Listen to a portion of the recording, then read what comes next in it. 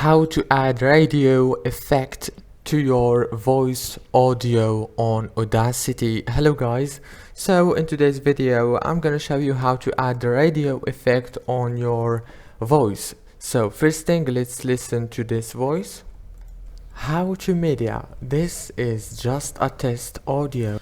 Now all what you have to do is select your voice test. I'm gonna select it like this, click on effect and click on equalization, and then click here on select curve and choose the radio here. Click OK. Now let's listen. How to media, this is just a test audio. As you can see, it's gonna be changing. Now let's try it again. Repeat. How to media, this is just a test audio. And yeah, that's it for today's video. Don't forget to like and subscribe, and thank you so much for watching this video until the end. See you later.